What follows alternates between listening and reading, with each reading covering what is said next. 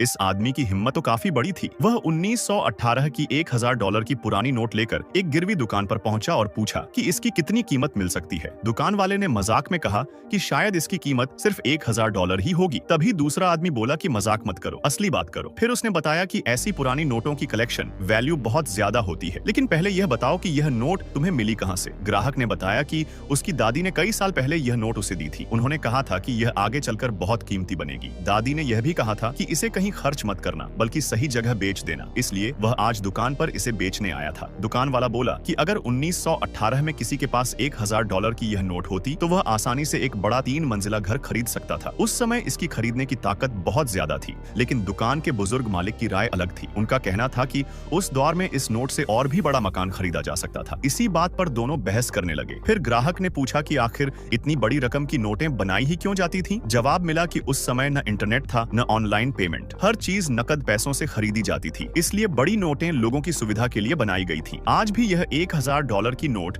America में कानूनी रूप से इस्तेमाल की जा सकती है।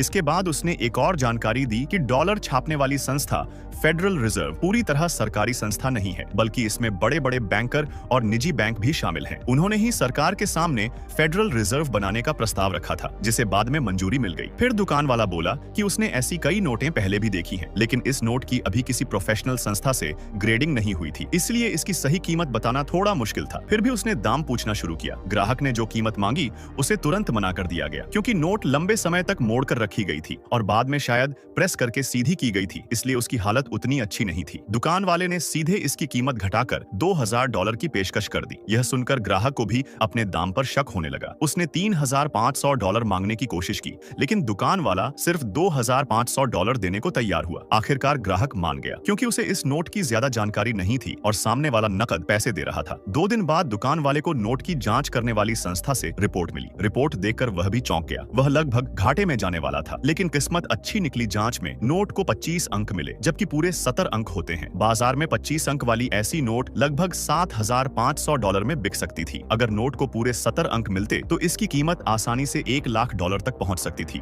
यानी दुकान वाले ने इस सौदे में करीब $5000 का फायदा कमा लिया। लेकिन उसका साथी अब भी मानता था कि बिना किसी बड़े एक्सपर्ट की सलाह के इतने बड़े सौदे करना बहुत जोखिम भरा है। इस आदमी की हिम्मत तो काफी बड़ी थी। वह 1918 की $1000 की पुरानी नोट लेकर एक गिरवी दुकान पर पहुंचा और पूछा कि इसकी कितनी कीमत मिल सकती है। दुकान वाले ने मजाक में कहा कि शायद इसकी कीमत सिर्फ $1000 ही होगी। तभी दूसरा आदमी बोला कि मजाक मत करो, असली बात करो। फिर उसने बताया कि ऐसी पुरानी नोटों की कलेक्शन वैल्यू बहुत ज्यादा होती है, लेकिन पहले यह बताओ कि यह नोट तुम्हें मिली कहां से। ग्राहक ने बताया कि उसकी दादी ने कई साल पहले यह नोट उसे दी थी। उन्होंने कहा